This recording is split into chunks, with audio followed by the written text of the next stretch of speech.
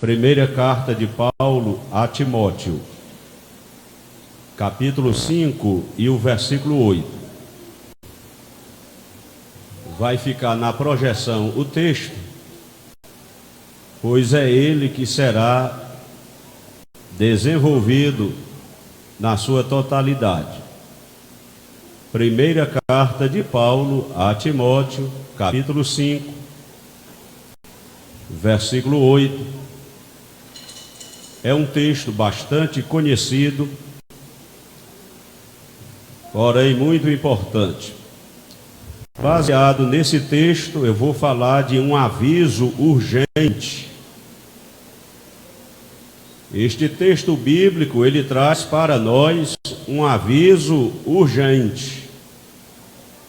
E é esse aviso que é urgente que nós estaremos destacando.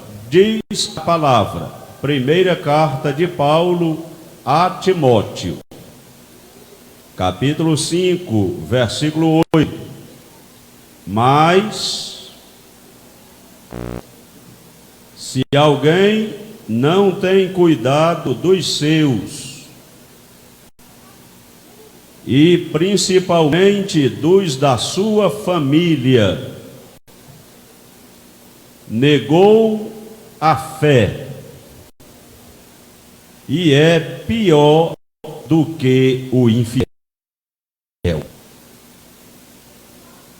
Mas, se alguém não tem cuidado dos seus, e principalmente dos da sua família, negou a fé, e é pior do que o infiel. Palavras-chave do texto. A primeira, família. A segunda, cuidado. Estas duas palavras no texto são chaves. São as principais. É aonde está focada a ênfase maior do apóstolo Paulo. Ele enfatiza família e ele preconiza cuidado. O contexto do capítulo 5 é bastante interessante. Quando o apóstolo recomendava a não repreender asperamente ou com dureza os anciãos, mas que Timóteo os admoestasse como a pais, aos jovens como a irmãos, às mulheres idosas como a mães, às mais moças como a irmãs, em toda a pureza. Aí Paulo segue nesta linha desenvolvida acerca de como devemos agir em relação aos relacionamentos interpessoais.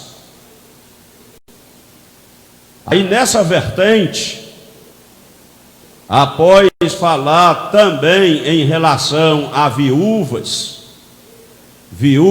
mais novas, viúvas de mais idade, finalmente ele chega no escopo da mensagem, quando ele vai destacar mais. Ele vinha desenvolvendo um texto.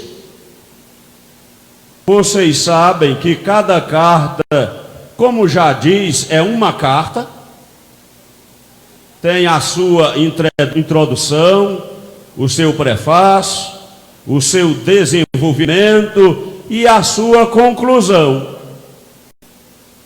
O apóstolo Paulo escreve cartas a Timóteo e ele vai desenvolvendo este assunto do cuidado que se deve ter em repreender as pessoas de mais idade, os anciãos. Devemos, se for necessário, estritamente necessário, repreendê-los como a pais, com todo cuidado, com todo respeito, com toda reverência aos cabelos já grisalhos. Aí ele segue como devemos advertir as mulheres de mais idades, as mais jovens, se Timóteo colocasse em prática as recomendações paulinas, ele se daria bem no seu ministério. Agora Paulo chega ao que é mais importante.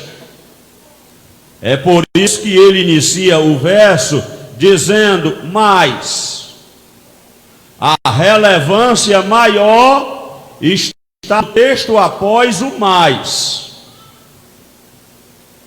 Aí ele destaca: mas se alguém, independente da pessoa, independente da condição social, financeira, intelectual, cultural, independente de quem seja, Paulo fala de maneira genérica, mas se alguém não tem cuidado dos seus, e principalmente dos da sua família. A palavra aqui é família. A família é uma instituição divina. É ponto pacífico que não dá para fazer nenhuma discussão sobre o ponto. A família é uma instituição divina. A família é o nosso maior patrimônio. Aspas, a expressão é do pastor Josué Gonçalves. Família, o nosso maior patrimônio. Sim, o nosso maior patrimônio não são os nossos bens, os nossos móveis, imóveis, se moventes, nada material. O nosso maior patrimônio é a família. A família nos moldes e no padrão estabelecido por Deus na sua palavra. Por isso deixará o homem a seu pai e a sua mãe, e unir-se-á a sua mulher. É assim que Deus estabeleceu e é assim que é. Deixará o homem a seu pai e a sua mãe, e unir-se-á a sua mulher. Neste sentido, diz a Bíblia aos Hebreus, capítulo 13, digno de honra entre todos seja o matrimônio, o casamento, um homem com uma mulher. E hoje, ao falar sobre isso, tem que falar de maneira bem clara, cristalina. Tem que colocar os pingos nos is. Aleluia. Deixará o homem. Isto não é falta do que dizer, é destacando a relevância do que é o casamento à luz da Bíblia. Deixará o homem a seu pai e a sua mãe, e unir-se-á a sua mulher. Este é o casamento bíblico. Este é o casamento no padrão de Deus, exaurado nas Escrituras. O passar disso é de procedência maligna. E tanto aqueles que o fazem, como aqueles que o praticam, cairão nas mãos do Deus vivo. E a Bíblia diz que horrenda coisa é cair nas mãos do Deus vivo. Eu vou utilizar a expressão de Paulo aos Romanos: considerai a bondade e a severidade de Deus. Tem pessoas que só querem considerar a bondade, mas para considerar a bondade tem que considerar a severidade. São pratos de uma mesma balança. Considera a bondade, mas considera também a severidade de Deus.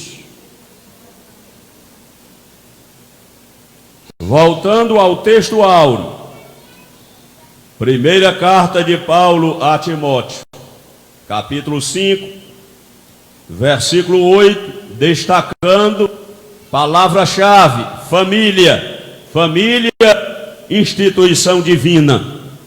Família, nosso maior patrimônio. Família, a nossa maior riqueza. Aleluia. A família é projeto de Deus. A família é criação de Deus. A família é idealizada por Deus. A família tradicional. Família equilibrada, igreja equilibrada, se tratando do nosso povo. Famílias estruturadas, igreja estruturada. Famílias em paz, igreja em paz. A igreja é a extensão da família. A igreja é a coextensão da família. É por isso que o adversário ataca tanto as famílias. Mas nós vamos continuar seguindo as orientações divinas, entendendo, valorizando e cultivando a nossa família. A família, instituição divina. Aí Paulo fala a palavra cuidado. Diz o texto: mas se alguém não tem cuidado. Qual seria palavras sinônimas para cuidado aqui no texto bíblico? Eu vou dizer que cuidado aqui, literalmente, pode ser substituído pela palavra zelo.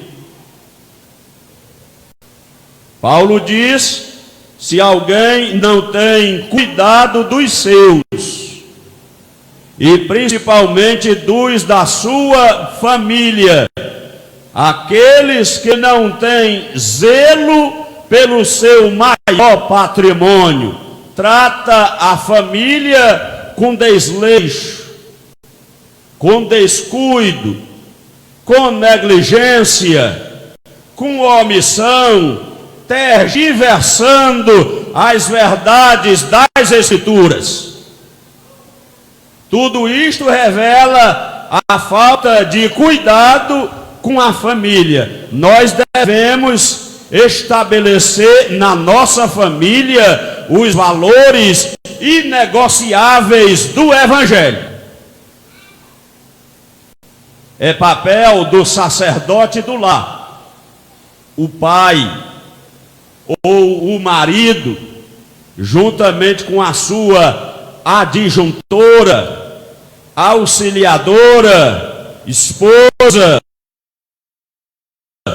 os pais ou do casal, organizar a família no padrão bíblico, no modelo da Escritura, da palavra.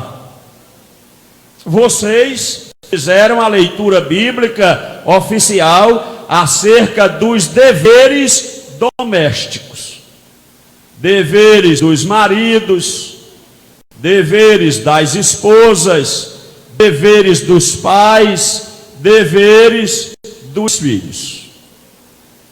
Se cada um cumprir o seu papel dentro da sua finalidade e daquilo para que Deus estabeleceu, a família estará estruturada, bem alicerçada, solidificada à luz da palavra. Com a ajuda de Deus, a iluminação do Espírito Santo, é possível, mesmo nesta época tão difícil, é possível manter a família no altar de Deus.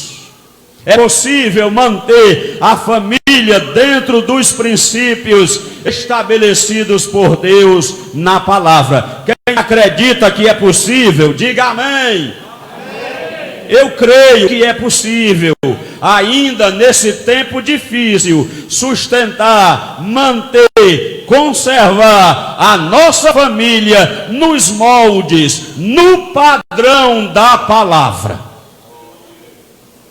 Mas, se alguém não tem cuidado dos seus, principalmente dos da sua família, devemos cuidar da nossa família. O marido cuida da esposa, a esposa cuida do marido, os pais cuidam dos filhos, os filhos são obedientes aos pais, porque a Bíblia diz que isto é justo. A Bíblia recomenda: honra a teu pai e a tua mãe, para que te vá bem e vivas muito tempo sobre a terra. O que é honra? É respeito, é estima, é consideração, é reverência. Se alguém não tem cuidado dos seus, a nossa maior herança é a família. A nossa maior riqueza é a família. Poderá ser uma pessoa bem-sucedida profissionalmente, bem-sucedida financeiramente, mas se fracassar na família, continua sendo uma pessoa medíocre. O nosso primeiro campo missionário é a família. Neste sentido, a Bíblia fala que Noé era pregoeiro da justiça. Noé pregou muitos anos. Alguém até levanta um falso testemunho, dizendo que ele pregou o dilúvio 120 anos. Está equivocado, irmão. É porque não avaliou o texto. Leu o texto, mas não avaliou. O texto fala que a vida do homem é 120 anos, mas não está dizendo que foi a pregação de Noé anunciando o dilúvio 120 anos. É só pensar. Noé se tornou pai, diz a Bíblia, com 500 anos. Noé entrou na arca, diz a Bíblia, no ano 600 da sua vida. Já temos 100 anos. Agora, quando Deus anuncia o dilúvio a Noé, Noé já tinha 3 filhos adultos e já tinha 3 noras. Como é que vai dar 120, irmão? Qual é essa conta? Que matemática maluca é essa? A pessoa não avalia o texto nos seus detalhes, aí depois vai dizer que Noé pregou 120 anos. Quando? Como? Onde? De onde tiraste esta mentira? Não, Noé deve ter pregado 50 anos. Noé deve ter pregado no máximo 60 anos. E durante esse tempo todo, ninguém se converteu na pregação do pregoeiro da justiça. Alguém poderia dizer: Noé fracassou no seu ministério. Nada disso. Ele foi bem sucedido. Por quê? Porque ele ganhou toda a sua família. Toda a sua herança entrou na arca. O maior prêmio de Noé foi entrar ele e mais 7 da sua família. Pois a Bíblia diz que entraram 8. O Noé, a esposa, os 3 filhos. O Sem, o Cã e o Jafé. E as 3 noras. Posso até abrir um adendo? O irmão indouto e sem experiência pregando, dizendo que Noé era o maior criador de cães, dizendo que Noé tinha 100 cães da raça Jafé. Esse é que é o pregador, viu? Não entendeu ali que eram os nomes próprios dos filhos de Noé. Mas Noé conseguiu salvar toda a sua família. Eu conheço líderes que ganham a igreja, que ganham o povo, mas perde a família. Então trabalhou em vão. Fez fogo dentro d'água, porque poderá ganhar o mundo inteiro, mas se perder a família, está fracassado. A família é o nosso maior alvo. A família é a nossa maior herança. A família é a nossa maior riqueza. Com a graça de Deus, vivendo o padrão da palavra, poderá acontecer conosco o que aconteceu com o general Josué. O servo que se tornou general, o general que se tornou maioral. E liderou o povo e lhe disse: eu e a minha casa serviremos ao Senhor. Não era arrogância e nem orgulho, era satisfação e reconhecimento que Deus era o Deus da sua família. Isso poderá também acontecer conosco. Graças ao meu bondoso Deus, estas palavras eu posso citá-las literalmente. Mas o texto fala, está aí, mas se alguém não tem cuidado dos seus, principalmente dos da sua família, primeiro, negou a fé. Segundo, é pior do que o infiel. Não tem cuidado dos seus. Às vezes, a gente vê no Arraial dos Santos, o homem todo empacotado, brilhando mais do que uma árvore de Natal, e olha para a esposa só a misericórdia. Cadê o cuidado desse marido? Cadê o cuidado deste indivíduo com a esposa?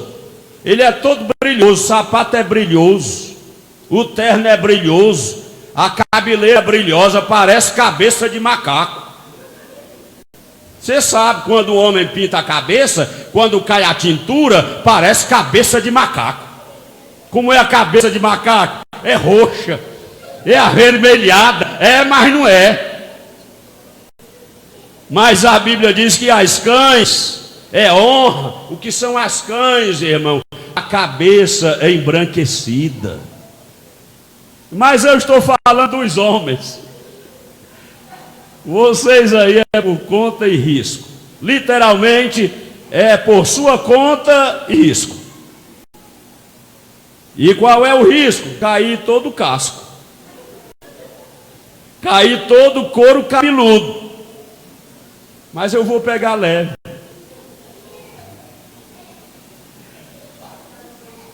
As irmãs, tem delas que é o ganha-pão. Façam por sua conta e risco. Eu estou falando dos homens. Eu estou falando de nós. Bem, qual é o sentido da palavra? Às vezes o homem se cuida, é todo vaidoso, e a mulher, ele não cuida dela. Tem o dinheiro, no nosso caso, para comprar um terno de R$800 e não quer comprar um vestido para a esposa. Cadê o cuidado? Cadê o zelo? Compra um sapatão de 400 e a esposa com a sandália havaiana. Cadê o cuidado? Tem que ser, no mínimo, o mesmo gasto, a mesma despesa. A minha garota deve estar me ouvindo, talvez. Mas eu posso falar. Nisso também eu posso falar. Eu devo falar. A Bíblia está dizendo, mas se alguém não tem cuidado dos seus, principalmente dos da sua família, primeiro, negou a fé. Segundo, é pior do que o infiel. Pode pular, pode sapatear, pode falar língua literalmente estranha, mas se não tem cuidado dos seus, da sua família, é pior do que o infiel.